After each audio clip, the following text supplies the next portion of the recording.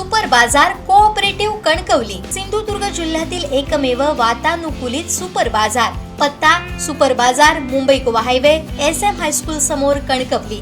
आपल्या अतूट विश्वासामुळेच आम्ही 25व्या वर्षात पदार्पण करतोय।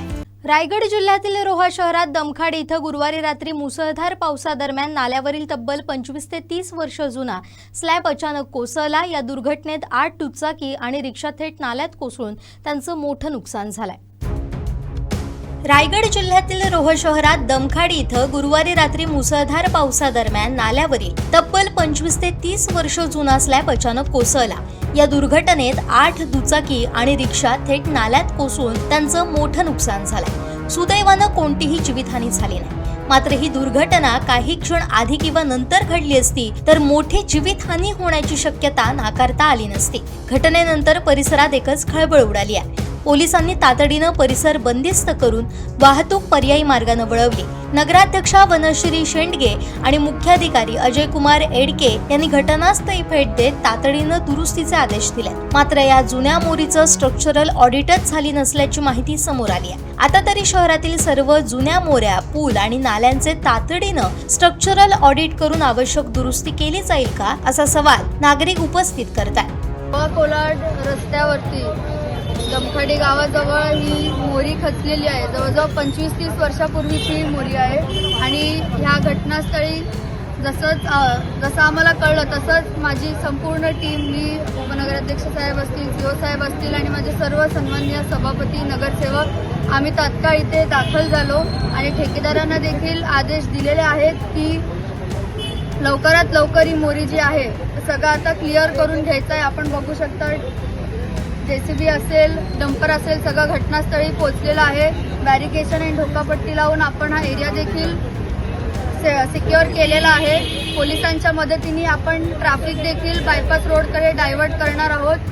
पाणी सध्या कुठे अफेक्टेड, पाण्याची लाईन सध्या अफेक्टेड झालेली नाहीये। फक्त एका बिल्डिंगची पाण्याची लाईन अफेक्टेड झालेली दिसलीये, तर त्या बिल्डिंगला देखील आपण टँकरने पाणी पुरवठा करणार आहोत। आणि एकदा क्लिअर झालं की उद्यापासूनच ठेकेदाराला आदेश दिलेले आहेत, सूचना तशा दिलेल्या आहेत की उद्याच हे काम लवकरात लवकर सुरू करायचं आहे। या घटनेला जबाबदार कोण आहे? घटनेला जबाबदार असं कोणाला म्हणता येणार नाही, कारण का ही आपण बघू शकता की ऑरेंज अलर्ट देखील दिलेला आहे। त्यामुळे आठवड्याभरापासून पाऊस हा पडतच आहे आणि त्याच्यामुळे त्या वातावरणामुळे देखील ही मोरी देखील जुनी झालेली होती, त्याच्यामुळे ती खचलेली आहे।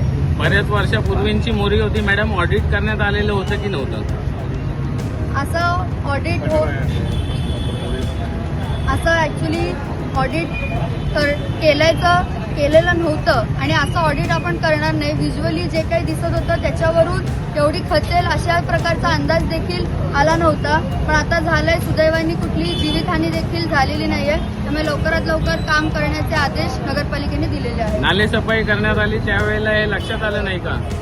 नाले सफाई आपण अत्यंत प्रकर्षाने सगळीकडेच केलेली होती आणि तेव्हा असं काही लक्षात आलेलं नव्हतं। जिथे जिथे लक्षात आलं तिथे तिथे आपण मोऱ्यांची कामं करून घेतलेली आहेत। अनेक ठिकाणी रोह्यात जसं छत्रपती शिवाजी नगर असो तिथे त्या मोरीचं काम देखील चालू करणार आहोत। मेंढ्या स्कूल जवळची मोरी असो, धनगर आहेत, अंधर आहेत, अनेक ठिकाणी जिथे लक्षात आलं तिथे प्रकर्षाने कामं केली गेलेली होती आणि आता इथे काही लक्षात आलं नव्हतं आणि ही मोठी मोरी म्हणजे एरिया पण जास्त होता, त्यामुळे असं कोणाच्याही व्हिज्युअली पण लक्षात आलेलं नव्हतं। पण आता काम आपण लवकरात लवकर चालू करणार आहोत। आणखी काही ठिकाणं आत्ता तरी आमच्या नजरेस नाही आहे, जी आपल्याला वाटलेली ती पावसाळ्याच्या आधी आपण तिकडे नक्कीच काम करून घेतलेलं होतं। त्यामुळे अशा प्रकार झाल्यानंतर पुन्हा एकदा आम्ही नक्कीच सखोलतेने पुन्हा एकदा पाहणी करायचं बघू आणि असं काही जाणवलं तर नक्कीच काम करू। नागरिकांना एवढंच आवाहन करू इच्छितो